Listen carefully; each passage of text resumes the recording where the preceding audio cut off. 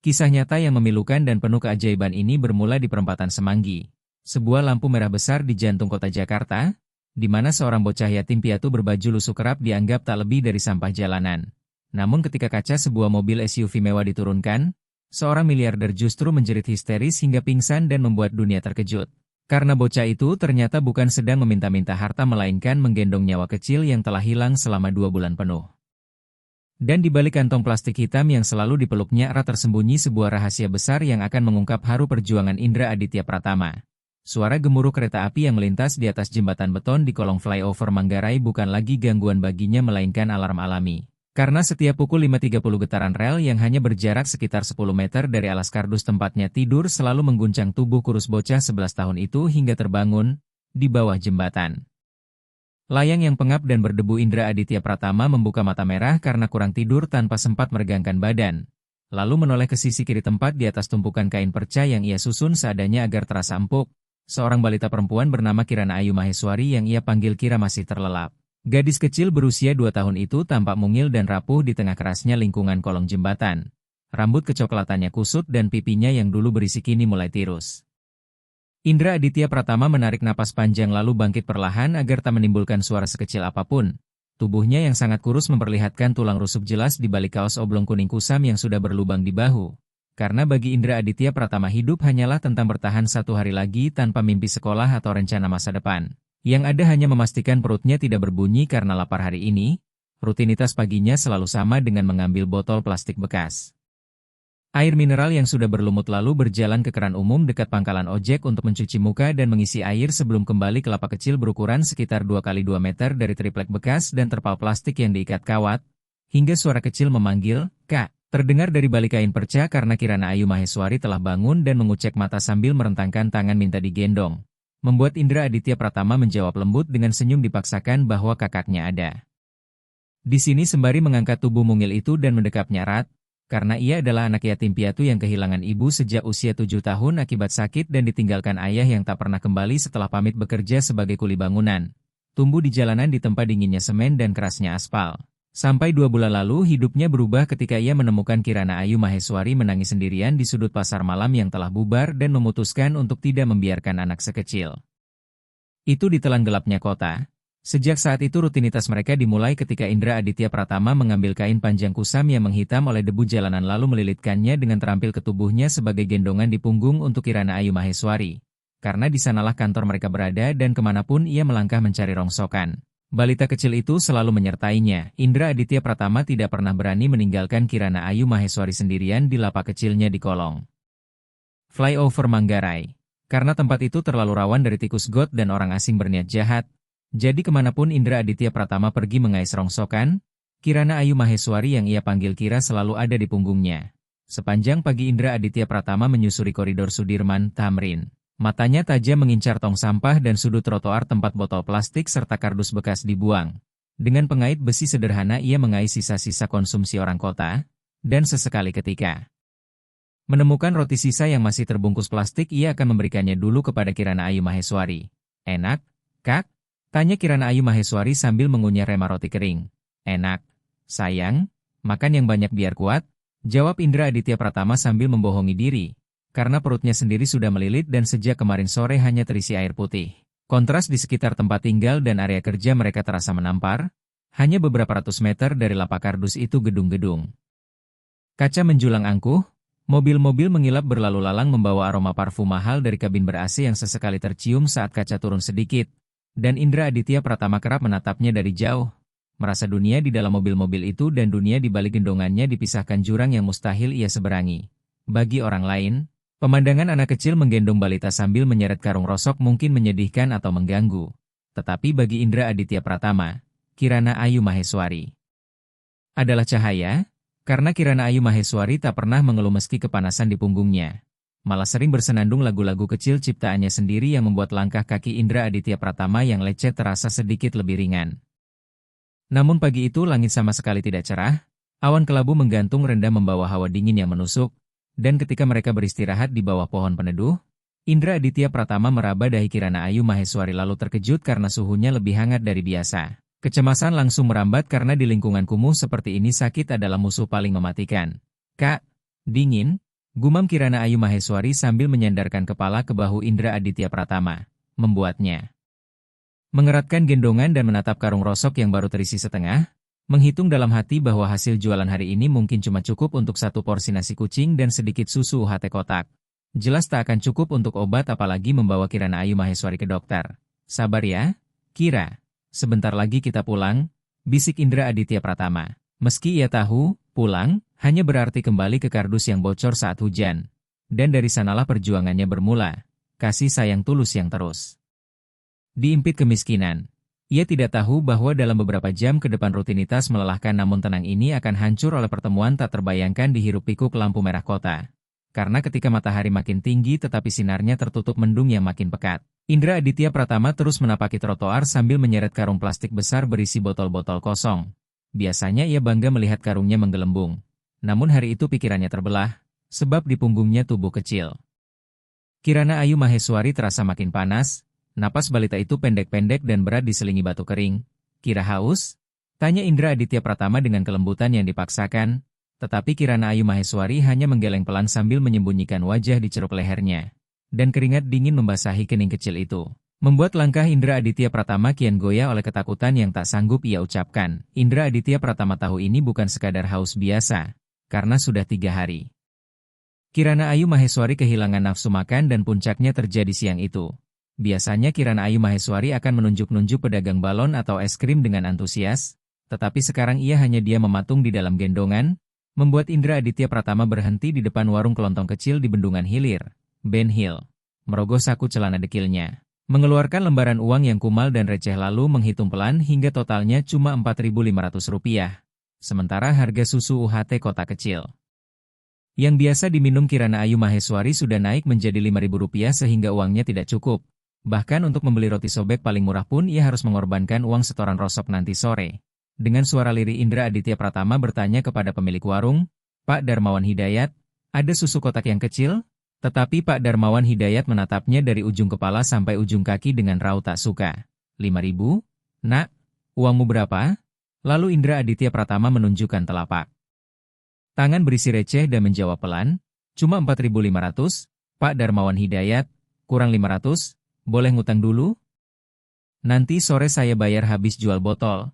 Namun Pak Darmawan Hidayat langsung mengibaskan tangan seolah mengusir lalat, menolak mentah-mentah dan menyuruhnya pergi karena menghalangi pembeli lain. Indra Aditya Pratama menunduk tanpa marah karena ia sudah terbiasa ditolak dunia. Tetapi saat berbalik ia merasakan tangan kecil Kirana Ayu Maheswari meremas kaos kuningnya dengan kuat. Lalu Kirana Ayu Maheswari mulai menangis tanpa suara.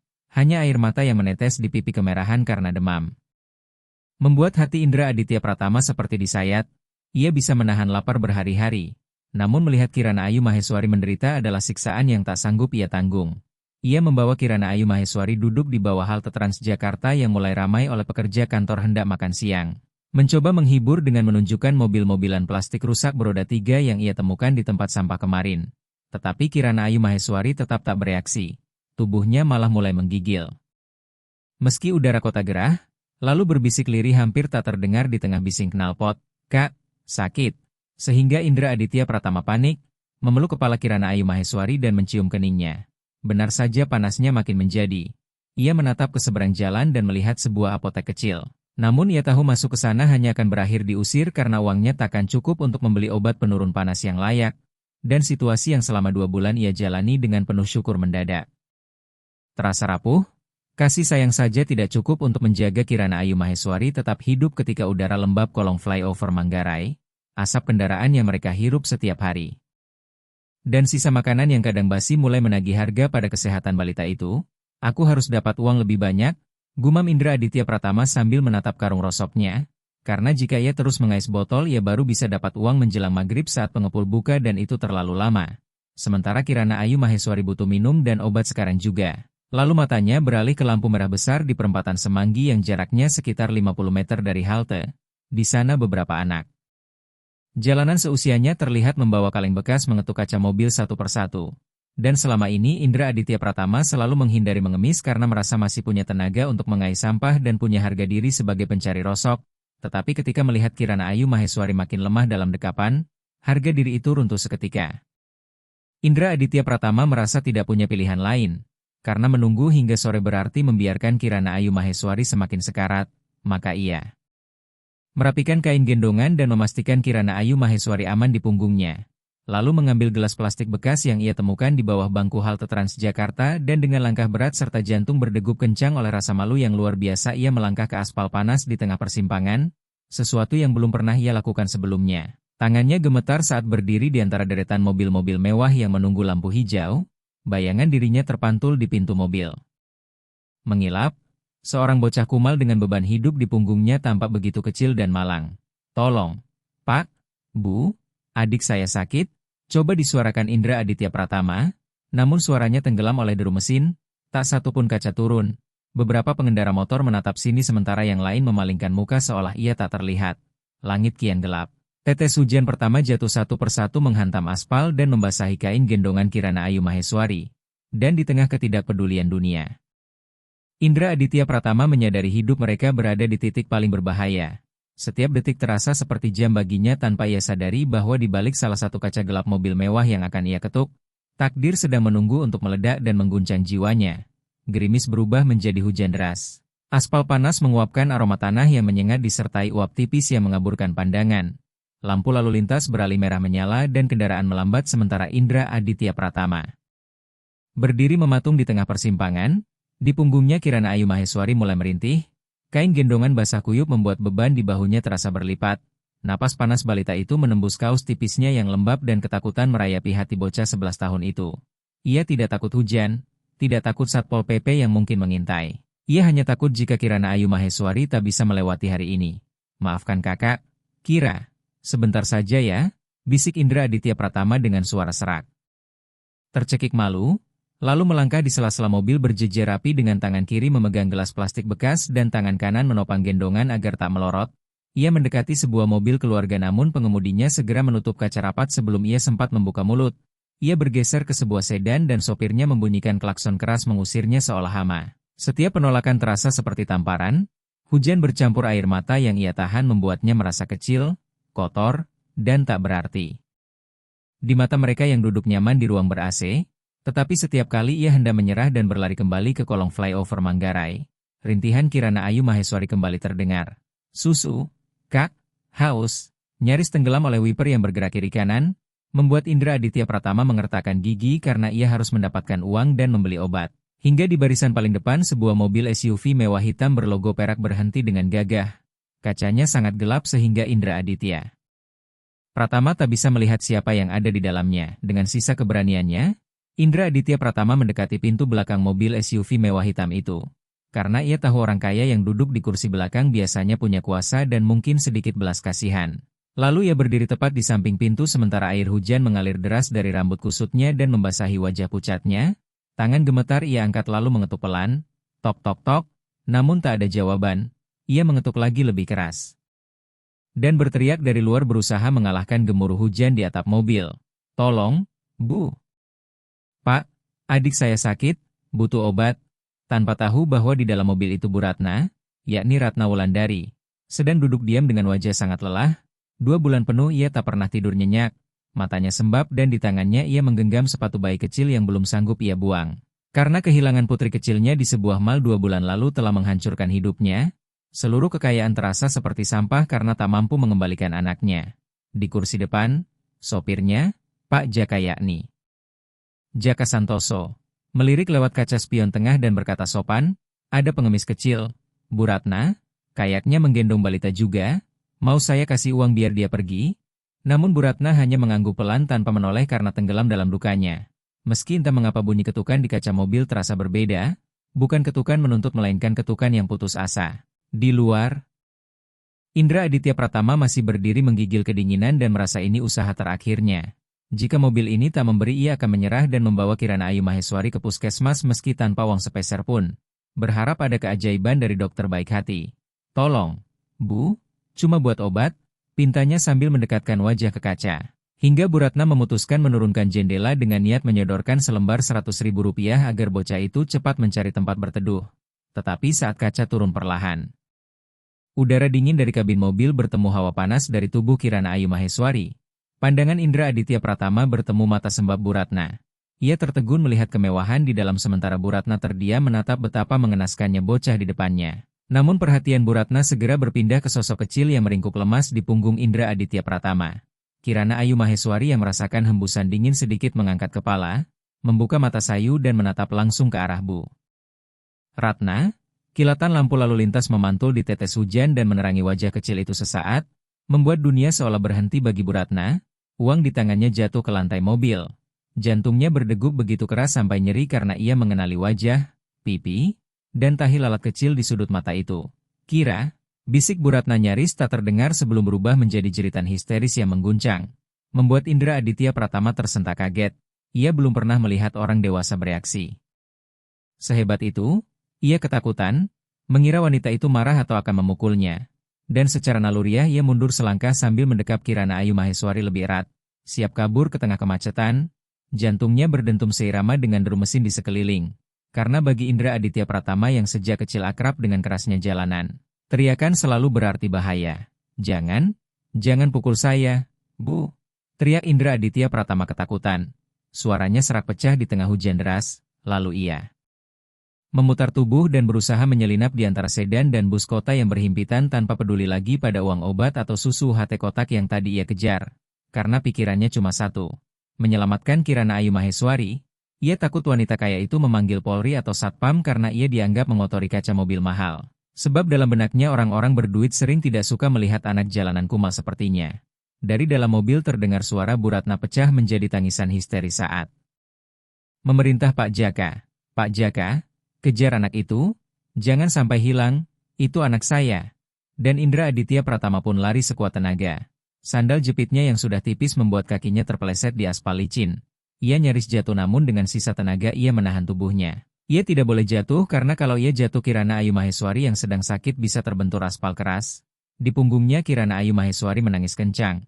Kak, sakit, takut, membuat beban di dada Indra Aditya Pratama makin berat dan rasa bersalah menghantam. Ia menyesal telah membawa Kirana Ayu Maheswari ke sini. Merasa seharusnya tetap di kolong flyover Manggarai meski lapar. Diam ya, sayang, kakak di sini, kita lari, kita pulang sekarang, bisiknya sambil terengah-engah sampai napasnya terasa panas di paru-paru. Dari belakang terdengar pintu mobil dibanting keras. Bu Ratna turun tanpa peduli gaun sutra mahalnya basah kuyup. Ia berlari mengejar Indra Aditya Pratama mengabaikan genangan air yang mengotori sepatu hak tingginya. Nak, tunggu. Berhenti, aku tidak akan menyakitimu. Teriak Bu Ratna dengan suara penuh permohonan, tetapi di telinga Indra Aditya Pratama itu terdengar seperti ancaman penangkapan. Ia menoleh sekilas dan melihat wajah Bu Ratna basah entah oleh hujan atau air mata. Membuatnya makin bingung dan takut. Kenapa wanita kaya itu mengejarnya? Apakah ia dikira mencuri? Atau marah karena Kirana Ayu Maheswari menangis dekat mobilnya?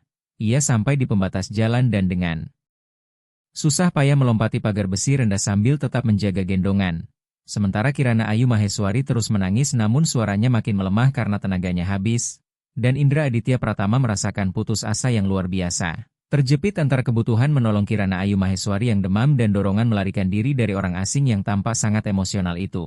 Tolong jangan tangkap saya cuma mau cari uang buat obat. Teriak Indra Aditya Pratama ke arah kerumunan di sekitar halte Transjakarta yang mulai menonton kejar-kejaran itu, tetapi tak ada yang menolong. Mereka hanya menatap dingin bahkan ada yang berbisik menuduh Indra Aditya Pratama penculik yang sedang kabur. Rasa malu berubah menjadi horor, ia merasa seluruh dunia memusuhinya dan ia tak aman dimanapun. Langkahnya mulai melambat. Kaki lecetnya perih tersiram air hujan kotor, kepalanya pening karena ia sendiri belum makan sejak kemarin, hingga ia tersudut di sebuah gang sempit buntu di bendungan hilir, Ben Hill. Di depan tembok tinggi dan di belakang Bu Ratna semakin mendekat, Indra Aditya Pratama berbalik menyandarkan punggung ke tembok lalu menurunkan Kirana Ayu Maheswari dari gendongan. Mendekap balita itu di depan dada seolah tubuh kurusnya adalah perisai paling kokoh. Ia gemetar hebat dan air mata mengalir deras membasuh wajah berdebu. Jangan ambil dia. Tolong, Bu, dia satu-satunya yang saya punya. Isaknya. Indra Aditya Pratama pasrah namun tetap protektif. Ia tidak tahu mengapa wanita itu memanggil nama Kirana Ayu Maheswari. Ia hanya merasa dunia yang tidak adil sedang berusaha merebut satu-satunya kebahagiaan yang ia punya. Bu Ratna berhenti beberapa meter di depannya, terengah-engah, rambut lepek menempel di wajah.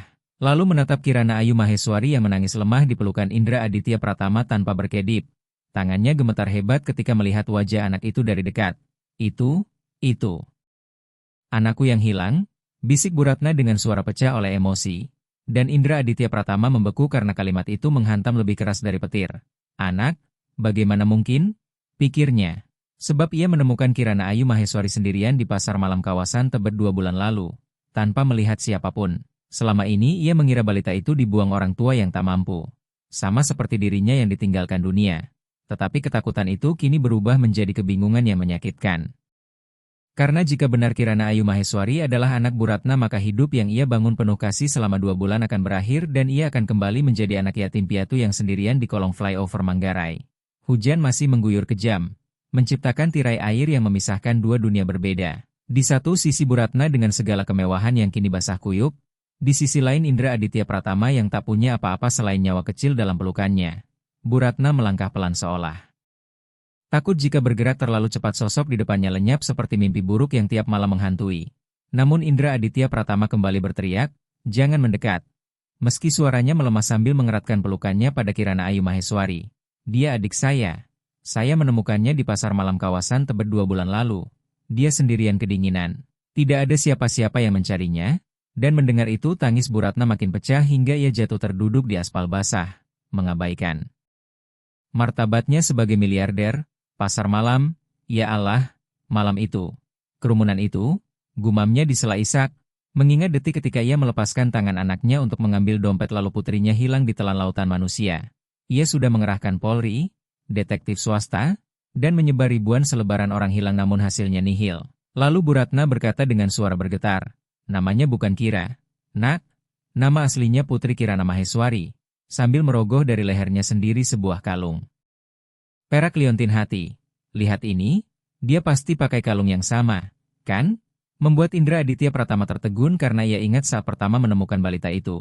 Di leher mungilnya memang ada rantai perak tipis yang indah dan ia tak pernah menjualnya meski sangat lapar karena tahu itu satu-satunya benda berharga milik anak itu. Ia bahkan mengira itu jimat keberuntungan. Lalu dengan tangan gemetar ia menarik sedikit kerah baju basah Kirana Ayu Maheswari dan tampaklah kalung perak liontin hati. Yang identik dengan milik Bu Ratna. Kirana Ayu Maheswari yang sejak tadi menangis mendadak terdiam menatap wajah Bu Ratna. Seolah ada aroma atau suara yang samar dalam ingatan kecilnya sebelum berakhir di lapak kardus. Lalu ia bergumam lirih hampir tak terdengar di antara hujan. "Mama," dan kata pendek itu bagai petir menyambar hati Indra Aditya Pratama. Dada bocah itu terasa sakit luar biasa karena kehilangan, sebab 2 bulan ia sudah memberikan seluruh hidupnya. Menahan lapar agar Kirana Ayu Maheswari kenyang, menahan dingin agar ia hangat. Baginya Kirana Ayu Maheswari adalah keluarga yang lama hilang. Namun kenyataan menampar bahwa ia bukan miliknya. Tepat saat itu Pak Jaka akhirnya tiba di gang sempit itu sambil membawa payung besar. Pak Jaka tertegun melihat majikannya yang terhormat bersimpuh di aspal lalu segera memayungi Bu Ratna. Namun wanita itu menepis payung tersebut karena ia hanya ingin menyentuh anaknya. "Nak, tolong biarkan aku memeluknya sebentar saja. Mohon Bu Ratna." Kepada Indra Aditya Pratama dengan mata memancarkan kerinduan yang dalam. Luka yang hanya bisa sembuh oleh sentuhan anak itu. Indra Aditya Pratama menatap wajah Kirana Ayu Maheswari yang tampak sangat lemas, pucat kian memutih dan napas semakin berat, dan ia sadar egonya untuk memiliki Kirana Ayu Maheswari tidak akan menyelamatkan nyawanya. Jika ia mempertahankan balita itu di jalanan, anak ini bisa mati oleh sakit dan kemiskinan. Sementara wanita di depannya memiliki segalanya untuk menyembuhkan, sehingga peluang baru terbuka bukan lagi soal Rp5.000 untuk susu UHT kotak atau obat murah, melainkan kesempatan bagi Kirana Ayu Maheswari kembali ke rumah hangat, kasur empuk, dan dokter terbaik. Meski itu berarti Indra Aditya Pratama harus melepaskan satu-satunya alasan ia bertahan hidup. "Dia sakit, Bu. Panas sekali sejak tadi malam." Ucapnya parau menahan tangis sambil mengulurkan tangan kecilnya yang kotor dan menyerahkan Kirana Ayu Maheswari kepada Bu Ratna. Dan saat perpindahan itu terjadi Indra Aditya Pratama merasa separuh jiwanya ikut pergi. Sementara Bu Ratna segera merenggut Kirana Ayu Maheswari ke dalam pelukan, menciumi wajah anaknya penuh rindu dan air mata. Kirana Ayu Maheswari merintih pelan seolah mengenali dekapan yang lama hilang. "Terima kasih, Nak. Terima kasih banyak," isak Bu Ratna sambil terus mendekap. Menyadari betapa tulus bocah di depannya yang meski kumuh dan miskin telah menjaga anaknya tetap hidup di jalanan kejam selama 2 bulan penuh. Lalu Pak Jaka membantu Bu Ratna berdiri dan berkata tegas, "Bu, kita harus segera ke rumah sakit. Suhunya sangat tinggi." Membuat Bu Ratna mengangguk cepat dan menoleh ke Indra Aditya Pratama yang masih mematung di tengah hujan tanpa kesepian dan hancur. "Ikut kami." "Nak, kamu harus ikut," ajaknya. Indra Aditya Pratama ragu karena ketakutan baru muncul. Apakah ia akan dituduh menculik? Namun ia tak sanggup membiarkan Kirana Ayu Maheswari pergi begitu saja dan ingin memastikan anak itu selamat, sehingga dengan langkah ragu ia mengikuti mereka menuju mobil SUV mewah hitam yang tadi ia ketuk. Harapan baru tumbuh di tengah putus asa tanpa ia sadari perjalanan menuju kebenaran belum berakhir. Karena orang-orang di sekitar yang melihat mereka masuk ke mobil mulai curiga dan sebuah salah paham besar bersiap meledak. Hujan masih menderu saat Pak Jaka membukakan pintu. Bu Ratna masuk ke kursi belakang sambil mendekap erat Kirana Ayu Maheswari yang menggigil. Sementara Indra Aditya Pratama berdiri di pinggir jalan dengan air hujan menetes dari ujung hidung dan baju lusuhnya. Merasa tak pantas menginjak karpet mobil sebersih itu dengan kaki telanjang berlumpur. "Ayo, nak, masuk," perintah Bu Ratna mendesak. Namun tepat ketika Indra Aditya Pratama hendak melangkah, sebuah tangan kekar mencengkeram bahu kurusnya dari belakang hingga ia tersentak dan hampir jatuh. Lalu ia menoleh dan melihat beberapa pria berjaket kulit para tukang ojek pangkalan serta beberapa orang dari halte Transjakarta yang sejak tadi mengawasi dengan curiga, dan salah satu dari mereka, Doni Saputra, bertanya kasar penuh selidik, "Mau dibawa kemana bocah ini, Bu?" "Barusan kami lihat bocah ini lari ketakutan sambil bawa bayi. Jangan-jangan dia penculik yang ketahuan," teriak beberapa warga, membuat Bu Ratna kaget dan berusaha menjelaskan dari dalam mobil SUV mewah hitam. "Bukan. Dia yang menjaga anak saya, tolong lepaskan dia." Tetapi hujan deras dan bising jalanan membuat penjelasan Bu Ratna terdengar samar, sementara orang-orang di sekitar mulai berkerumun terpancing kata penculik. Karena di kota besar yang keras seperti Jakarta isu penculikan anak adalah sumbu pendek yang gampang meledak. Warga yang tadinya cuma menonton kini mendekat dengan wajah penuh amarah. Mereka tak melihat ketulusan di mata Indra Aditya Pratama. Yang mereka lihat hanya anak gelandangan. Mencurigakan yang berurusan dengan wanita kaya. "Jangan percaya, Bu. Sering ada sindikat pura-pura jadi pengemis," teriak Bang Doni. "Lihat saja penampilannya, bajunya beda jauh sama bayi itu, pasti dia ambil dari suatu tempat." Indra Aditya Pratama gemetar hebat, cengkeraman di bahunya makin kuat, ia menatap Bu Ratna dengan mata penuh ketakutan. "Bukan, Pak, saya tidak menculik. Saya menemukan dia di pasar malam kawasan Tebet," namun suaranya pecah karena ia mulai terisak. "Ah, alasan klasik," bentak Bang Doni sambil menyeret Indra Aditya Pratama menjauh dari mobil. "Kita bawa ke Polsek Setiabudi atau kita kasih pelajaran dulu biar jujur?" Bu Ratna berusaha turun lagi sambil berteriak, "Tunggu. Jangan." Tetapi Pak Jaka menahannya karena Putri Kirana Maheswari sedang darurat. "Bu, Putri Kirana Maheswari butuh oksigen sekarang." Wajahnya mulai membiru. Seru Pak Jaka panik saat melihat kondisi balita itu semakin menurun di pelukan Bu Ratna. Situasi pun kacau. Di satu sisi Putri Kirana Maheswari butuh pertolongan medis segera. Di sisi lain Indra Aditya Pratama jadi sasaran amukan massa yang salah paham. Orang-orang berteriak memaki. Dengan kata-kata kasar, bahkan ada yang menarik-narik karung rosok milik Indra Aditya Pratama sambil mencari bukti bahwa ia bagian sindikat pencuri anak, dan Indra Aditya Pratama merasa dunia benar-benar tidak adil. 2 bulan ia melindungi Putri Kirana Maheswari dari dingin dan lapar. Bahkan ia sering tidak makan demi memberi susu UHT kotak. Tapi sekarang saat ia berusaha memberi hidup yang lebih baik, ia justru dituduh penjahat. Rasa sakit di dadanya jauh lebih perih daripada cengkeraman. "Tangan mereka. Tolong, biarkan Putri Kirana Maheswari ke dokter dulu," pinta Indra Aditya Pratama di tengah kerumunan. Ia tak memikirkan keselamatannya sendiri. Ia hanya ingin mobil itu segera melaju agar Putri Kirana Maheswari tertolong.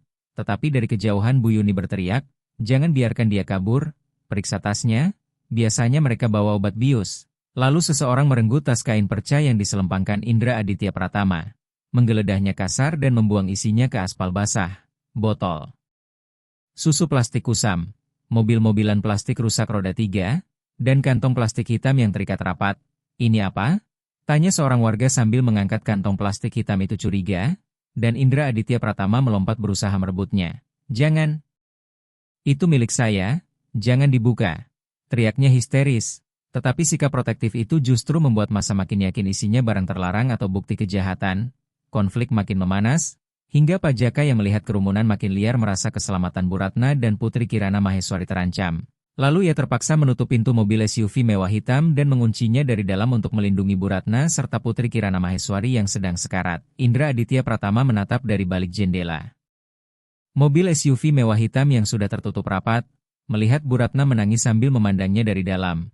Tetapi Bu Ratna tak berdaya melawan kerumunan yang makin beringas, dan mobil itu perlahan bergerak membelah massa demi menyelamatkan nyawa Putri Kirana Maheswari. Meninggalkan Indra Aditya Pratama sendirian hingga ia jatuh berlutut di tengah lingkaran orang-orang yang menatapnya penuh kebencian.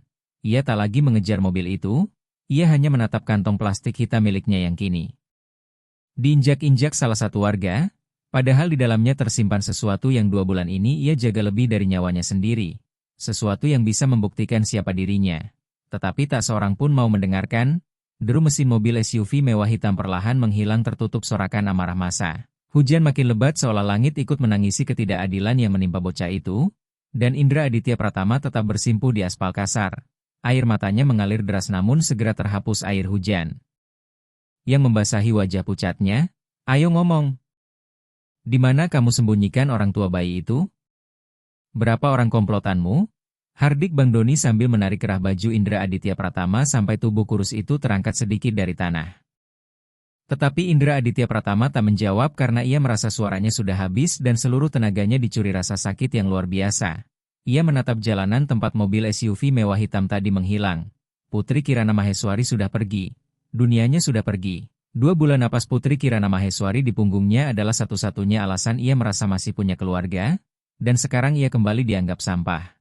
Lihat, dia malah nangis, pura-pura sedih biar kita kasihan, teriak Bu Yuni sambil menunjuk wajah Indra Aditya Pratama.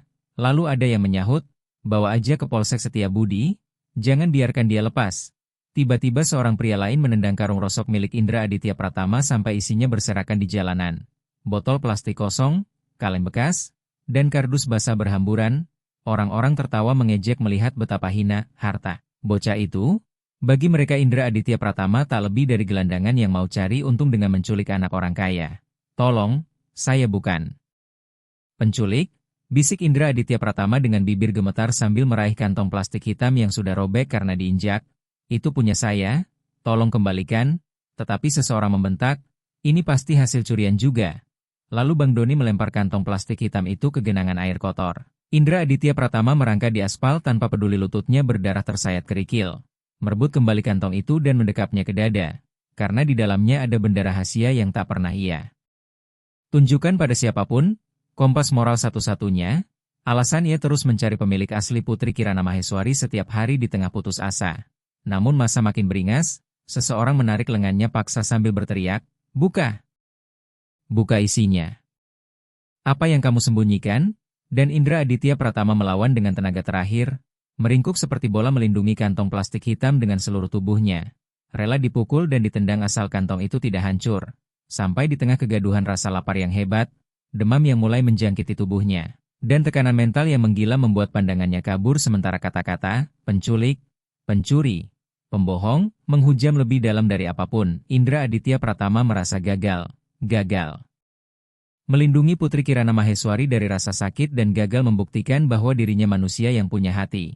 Ia benar-benar berada di titik paling rendah dalam hidup, tanpa ibu yang membela, tanpa ayah yang melindungi, hanya dirinya, aspal dingin, dan kebencian orang-orang yang tak mengenalnya. Sampai tiba-tiba suara sirene Polri terdengar dari kejauhan membelah keramaian dan kerumunan mulai merenggang. 2 petugas turun dari motor patroli polisi lalu mendekat ke arah kegaduhan. Ada apa ini? Kenapa ribut-ribut? Tanya Bribka Agung Prasetyo dengan nada tegas, dan seorang warga buru-buru melapor penuh semangat sambil menambah-nambahi cerita agar terlihat heroik. Ini, Pak, penculik anak, tadi dia dikejar wanita kaya, terus bayinya diambil paksa, bocah ini mau kabur. Bribka Agung Prasetyo menatap Indra Aditya Pratama yang masih meringkuk di aspal, memeluk kantong plastik hitam dengan gemetar, wajahnya hancur, matanya kosong, bibirnya membiru karena kedinginan. Lalu ia memegang lengan Indra Aditya Pratama dan berkata, "Ayo berdiri, nak, ikut kami ke Polsek Setiabudi." Dan Indra Aditya Pratama tidak melawan karena ia tak punya tenaga lagi untuk membela diri. Ia membiarkan Bribka Agung Prasetyo mengangkat tubuhnya yang ringan, sementara kantong plastik hitam tetap terjepit erat di ketiaknya. Ia menatap jalanan sekali lagi berharap secara ajaib Putri Kirana Maheswari muncul dan berkata bahwa kakaknya bukan orang jahat, tetapi yang ada hanya aspal kosong yang basah. Seolah dunia benar-benar ingin menghapusnya, dan Indra Aditya Pratama merasa hidupnya berakhir di sini, di atas motor patroli polisi. Di tengah guyuran hujan ia menutup mata, siap menerima nasib apapun. Bahkan jika itu berarti ia harus mendekam di ruang tahanan anak karena kebaikan yang ia lakukan dengan tulus, harapan padam dan kegagalan terasa nyata di setiap hembusan napas sesaknya. Di dalam ruang pemeriksaan Polsek Setiabudi yang dingin beraroma kopi pahit, Indra Aditya Pratama duduk di kursi kayu keras, tubuhnya masih basah kuyup hingga membuat genangan kecil di lantai semen. Di hadapannya Aibda Rendi Saputra menatap dengan raut sulit diartikan. Sementara di sudut ruangan Bu Ratna baru tiba setelah mengantar Putri Kirana Maheswari ke RSUD Fatmawati. Wajahnya kacau, mata merah karena tangis yang tak kunjung usai. Aibda Rendi Saputra mengetuk meja pelan dan berkata, "Sekarang bilang jujur, Nak, saksi mata bilang kamu lari waktu Bu Ratna manggil. Kalau kamu tidak menculik kenapa kamu lari? Dan apa yang kamu sembunyikan di dalam plastik itu?" Indra Aditya Pratama menatap kantong plastik hitam yang diletakkan di atas meja. Sudah robek dan kotor oleh lumpur jalanan. Lalu ia melirik ke Bu Ratna yang menatapnya dengan campuran curiga dan ragu. Dan ia tahu di mata dunia saat ini ia dianggap penjahat. Tak ada bukti bahwa ia penyelamat. Jika ia diam ia bisa dikirim ke panti asuhan atau tahanan anak dan ia tak akan pernah bisa melihat Putri Kirana Maheswari lagi. Sehingga ia menarik napas dalam, dada nyeri, dan sadar ia harus mengambil keputusan besar tanpa ego, karena jika ia terus mempertahankan harga diri tanpa memberi bukti, Bu Ratna mungkin akan membencinya selamanya dan itu berarti hubungan Indra Aditya Pratama dengan Putri Kirana Maheswari terputus total. Lalu dengan suara sangat kecil bergetar di ruangan sunyi itu ia berkata, "Saya lari karena saya takut, Pak. Di jalanan, orang seperti saya kalau berurusan dengan orang kaya biasanya selalu disalahkan. Saya cuma maunya Putri Kirana Maheswari aman." Lanjut Indra Aditya Pratama. Lalu ia mengulurkan tangan gemetar ke kantong plastik hitam di atas meja. Membuka ikatannya pelan. Tangan dinginnya sempat ragu sejenak sebelum ia membulatkan tekad dan mengeluarkan isinya satu persatu. Benda pertama yang muncul adalah selebaran orang hilang yang sudah sangat lecek, warnanya pudar karena sering kena air dan keringat. Tulisan besar di atasnya tak bisa dibaca Indra Aditya Pratama. Tetapi di tengahnya ada foto bayi perempuan yang cantik, membuat Bu Ratna tersentak hingga berdiri menutup mulut dengan kedua tangan. Itu selebaran yang dulu ia sebar ribuan lembar 2 bulan lalu. Dan Indra Aditya Pratama berkata sambil menatap foto itu penuh kasih. "Saya nemu kertas ini di jalanan sebulan lalu. Saya nggak tahu bacaannya apa, tapi saya tahu wajah di foto ini adalah Putri Kirana Maheswari. Sejak hari itu saya selalu bawa Putri Kirana Maheswari ke perempatan Semanggi." Ia berhenti sejenak saat air matanya jatuh ke atas meja, lalu menatap Aibda Rendi Saputra dan Bribka Agung Prasetyo dengan suara yang berusaha tetap tegar. "Saya bukan ngemis uang, Pak. Saya berdiri di sana tiap hari supaya orang-orang di mobil SUV mewah hitam bisa lihat wajah Putri Kirana Maheswari. Saya berharap ada yang mengenali dan bawa dia pulang ke rumah yang bagus. Karena saya cuma bisa kasih lapak darurat di kolong flyover Manggarai." Dan keputusan besar itu terasa seperti menyerahkan harta karun rahasia. Selama ini Indra Aditya Pratama menyimpan selebaran orang hilang bukan untuk imbalan, tapi sebagai pengingat bahwa Putri Kirana Maheswari punya tempat yang lebih baik daripada di sampingnya. Ia sengaja bertahan di lokasi yang sama setiap hari, mempertaruhkan nyawa di tengah macet hanya agar Putri Kirana Maheswari terlihat oleh dunia aslinya. Dengan suara nyaris hilang Bu Ratna berbisik, "Jadi, kamu sudah tahu dia punya keluarga?" Dan Indra Aditya Pratama menjawab jujur, "Saya nggak tahu siapa keluarganya, Bu. Saya cuma tahu dia anak hilang. Saya mau balikin, tapi saya nggak tahu harus kemana. Saya takut ke polsek karena saya pikir mereka bakal misahin kami sebelum saya tahu dia benar-benar aman. Saya pengen nyerahin dia langsung ke orang yang ada di foto ini." Lalu dari kantong plastik hitam itu ia mengeluarkan juga botol susu plastik kosong yang sudah retak dan sepotong biskuit yang sudah hancur. Sisa makanan terakhir yang ia simpan untuk Putri Kirana Maheswari kalau balita itu terbangun tengah malam. Membuat Aibda Rendi Saputra terdiam, dan Bu Ratna jatuh terduduk lagi bukan karena sedih semata, melainkan karena sadar betapa salahnya ia menilai bocah di depannya. Indra Aditya Pratama bukan hanya menjaga Putri Kirana Maheswari tetap hidup. Bocah 11 tahun yang buta huruf ini bahkan sudah merencanakan misi penyelamatan paling tulus dengan cara sederhana. Indra Aditya Pratama menunduk, merasa lega sekaligus hancur setelah menceritakan semuanya. Karena ia merasa tugasnya selesai. Ia sudah mengembalikan Putri Kirana Maheswari. Dan kini ia siap menerima konsekuensi apapun, termasuk jika ia harus pergi selamanya dari hidup balita itu. Lalu ia berkata lirih menatap Bu Ratna. "Sekarang Putri Kirana Maheswari sudah sama ibunya.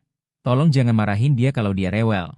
Dia cuma butuh dipeluk, dan kejujuran Indra Aditya Pratama yang menyerahkan satu-satunya petunjuk yang ia miliki mengubah suasana ruangan itu drastis. Ketegangan yang tadi menyesakan berganti menjadi haru yang dalam. Indra Aditya Pratama ternyata tidak hanya menyimpan satu selebaran orang hilang, melainkan puluhan lembar selebaran yang sama yang ia pungut dari tempat sampah, selokan, dan tiang listrik di berbagai sudut Jakarta. Ia mengumpulkan setiap lembar yang ia temukan karena ia tidak mau wajah Putri Kirana Maheswari diinjak orang atau dibuang begitu saja. Sebab baginya selebaran itu adalah satu-satunya jembatan Putri Kirana Maheswari untuk pulang. Meski Indra Aditya Pratama tidak bisa membaca, ia sadar setiap kali ia berdiri di perempatan Semanggi dengan selebaran itu terselip di balik baju Putri Kirana Maheswari. Ia sedang mempertaruhkan segalanya. Ia bukan sekadar mengemis. Ia sedang melakukan kampanye pencarian orang hilang sendirian tanpa suara. Dan di tengah jutaan manusia yang acuh, Bu Ratna gemetar saat memeriksa lagi kantong plastik hitam itu. Karena di bawah selebaran yang lecek ternyata masih ada tumpukan kertas lain. Semuanya selebaran orang hilang bergambar Putri Kirana Maheswari. Ada yang robek, ada yang kena noda oli, ada juga yang masih bersih. Menandakan 2 bulan terakhir Indra Aditya Pratama menyisir jalanan bukan cuma mencari botol plastik bekas, tetapi menyelamatkan setiap potret wajah Putri Kirana Maheswari yang terbuang. Kamu pungut semua ini? Tanya Bu Ratna dengan suara pecah, dan Indra Aditya Pratama mengangguk pelan dengan wajah tetap tertunduk. Saya nggak mau orang-orang nginjek wajah Putri Kirana Maheswari di jalanan. Bu, saya kumpulin semuanya. Saya pikir kalau saya punya banyak saya bisa tunjukin ke setiap mobil yang lewat. Saya cuma mau ada orang bilang, "Oh, saya kenal anak ini." Lalu Aibda Rendi Saputra yang memeriksa perlahan meletakkan pena di atas meja, menarik napas panjang menahan emosi, dan berkata tegas, "Bu Ratna, bocah ini bukan penculik. Kalau dia penculik, dia pasti buang semua bukti ini atau minta uang tebusan, tapi dia malah bawa bukti-bukti ini kemana-mana sambil menunggu untuk ditemukan." Mendengar itu Bu Ratna bangkit dari kursinya tanpa ragu. Mendekati Indra Aditya Pratama tanpa peduli baju lusuh, bau lumpur, atau keringat jalanan, lalu berlutut sejajar dan memeluknya erat, "Maafin saya. Nak, maafin saya. Isak Bu Ratna, saya sudah nuduh kamu jahat, padahal kamu malaikat yang jaga putri saya. Kamu bahkan lebih menjaganya daripada saya yang ceroboh malam itu." Indra Aditya Pratama membeku karena untuk pertama kalinya setelah bertahun-tahun ia merasakan pelukan seorang ibu. Parfum mahal Bu Ratna yang bercampur air hujan terasa asing tapi hangat. Dan rasa lelah, takut, serta sakit di tubuhnya seolah menguap. Sesudah itu dampak kejujuran dan ketulusan Indra Aditya Pratama terlihat jelas. Pihak Polri segera membatalkan tuduhan dan laporan terhadapnya, bahkan memberi hormat kepada bocah yang tadi dianggap sampah. Tetapi perubahan terbesar adalah masa depannya. "Pak Jaka," panggil Bu Ratna tanpa melepas pelukan dari Indra Aditya Pratama. "Hubungi Pak Aditya Nugraha. Mulai hari ini Indra Aditya Pratama tidak akan kembali ke kolong flyover Manggarai. Dia pulang bersama kita. Dia tinggal di rumah Pondok Indah bersama Putri Kirana Maheswari." Indra Aditya Pratama tersentak. "Tapi Bu, saya cuma anak rosok, saya nggak pantas." Namun Bu Ratna memotong sambil mengusap air mata di pipinya yang dekil. "Kamu pahlawan buat Putri Kirana Maheswari. Dia nggak akan mau sembuh kalau kakaknya nggak ada di sampingnya. Kamu sudah kasih dia hidup 2 bulan ini. Sekarang biarkan saya kasih kalian berdua masa depan yang layak." Dan kabar tentang kejadian di perempatan Semanggi pun mulai menyebar. Orang-orang yang tadi mencemooh di jalanan mulai malu saat mendengar kebenaran di Polsek Setiabudi. Sementara kisah bocah buta huruf yang menyelamatkan putri miliarder lewat selebaran orang hilang bekas menjadi buah bibir di mana-mana. Hidup Indra Aditya Pratama berubah total hanya dalam hitungan jam. Dari lapak darurat di kolong flyover Manggarai ke mobil SUV mewah hitam yang kini benar-benar menjemputnya sebagai tamu terhormat. Bukan sebagai pengemis, dan ia tidak lagi memikirkan uang Rp5.000 untuk susu UHT kota karena yang memenuhi kepalanya hanya satu hal. Ia ingin melihat Putri Kirana Maheswari bangun dalam keadaan sehat, tanpa lagi takut dunia memisahkan mereka. 1 minggu berlalu sejak badai di perempatan Semanggi mereda. Cahaya matahari pagi masuk lewat celah gorden sutra yang lembut di kamar ruang VVIP RSUD Fatmawati yang luas. Di atas ranjang empuk Putri Kirana Maheswari tampak jauh lebih baik. Wajah yang dulu tirus dan pucat mulai merona. Ia duduk sambil memeluk boneka beruang besar. Tetapi matanya tetap tertuju pada sosok di kursi samping ranjang. Indra Aditya Pratama, kini memakai pakaian baru yang bersih dan harum. Rambut yang dulu kusut sudah rapi. Dan ia membacakan buku cerita bergambar untuk Putri Kirana Maheswari. Meski Indra Aditya Pratama masih belajar mengenali huruf satu persatu dengan bimbingan Bu Maya Safitri yang didatangkan Bu Ratna. Ia bercerita dengan semangat memakai imajinasinya yang luas. Lalu pangerannya bawa adik kecil itu ke istana yang besar banget, dan mereka nggak pernah kedinginan lagi, ucap Indra Aditya. Pratama sambil tersenyum ke Putri Kirana Maheswari. Kak, istana? Tanya Putri Kirana Maheswari dengan suara yang sudah ceria kembali. Dan Indra Aditya Pratama menjawab lembut, iya, Dek, kayak rumah baru kita sekarang. Sementara Bu Ratna berdiri di ambang pintu memerhatikan mereka dengan air mata bahagia. Karena ia baru saja menuntaskan proses hukum dan administrasi untuk resmi mengangkat Indra Aditya Pratama sebagai anak angkatnya, bukan sekadar membalas budi, tetapi karena ia melihat permata berharga di dalam jiwa Indra Aditya Pratama. Kejujuran dan ketulusan yang bahkan tak bisa dibeli dengan seluruh kekayaannya. Indra Aditya Pratama menoleh saat menyadari kehadiran Bu Ratna dan langsung berdiri sopan. Namun Bu Ratna mendekat sambil memotong halus, tetap duduk saja, Indra Aditya Pratama. Lalu ia mengelus kepala Indra Aditya Pratama penuh kasih dan berkata, Dr. Arya Wicaksono bilang Putri Kirana Maheswari boleh pulang sore ini, dan seperti janji saya, kita semua pulang ke rumah Pondok Indah. Kamu sudah siapin barang-barangmu? Indra Aditya Pratama mengangguk, lalu melirik ke tas ransel baru yang terletak di sudut ruangan. Di dalam tas ransel baru itu, Indra Aditya Pratama tidak membawa banyak barang mewah pemberian Bu Ratna. Ia hanya memasukkan kantong plastik hitam yang sudah dibersihkan, berisi tumpukan selebaran orang hilang yang lecek dan mobil-mobilan plastik rusak, roda 3. Karena bagi Indra Aditya Pratama benda-benda itu adalah pengingat bahwa di titik tergelap hidupnya ia tidak memilih untuk menjadi jahat. Indra Aditya Pratama, panggil Bu Ratna pelan, kenapa kamu masih simpan selebaran-selebaran itu? Indra Aditya Pratama terdiam sebentar sebelum menjawab lirih. Biar saya nggak lupa, Bu. Biar kalau nanti saya sudah besar dan sukses, saya selalu ingat masih banyak anak di luar sana yang harus gendong beban hidup mereka sendiri. Saya pengin suatu hari nanti saya yang jadi orang yang menurunkan kaca mobil SUV mewah hitam untuk nolong mereka. Mendengar itu, Bu Ratna langsung memeluk Indra Aditya Pratama dan Putri Kirana Maheswari sekaligus, dan ruang VVIP RSUD Fatmawati yang tadinya hanya penuh kemewahan medis kini dipenuhi kehangatan keluarga yang nyata. Indra Aditya Pratama, bocah 11 tahun yang dulu dianggap sampah jalanan, akhirnya menemukan takdirnya. Ia bukan lagi yatim piatu yang sendirian.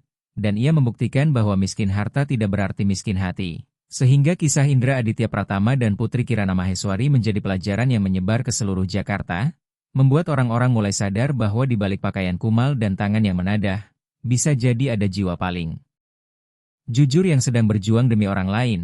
Cerita pun ditutup dengan pemandangan mobil SUV mewah hitam melaju meninggalkan RSUD Fatmawati menuju rumah Pondok Indah yang kini bukan sekadar bangunan megah, melainkan tempat pulang penuh cinta. Sementara Indra Aditya Pratama menatap keluar jendela ke perempatan Semanggi. Lampu merah tempat ia dulu gemetar ketakutan. Dan kini ia tidak lagi mengemis pada dunia, karena dunia telah memberi hadiah terindah atas ketulusannya. Sebuah keluarga, dengan pesan bahwa kebaikan tulus tidak pernah sia-sia, meski dunia penuh prasangka, kejujuran selalu menemukan jalan pulang. Dan jangan pernah menilai seseorang hanya dari apa yang ia kenakan. Karena, malaikat paling nyata sering datang dengan tangan kotor namun hati emas.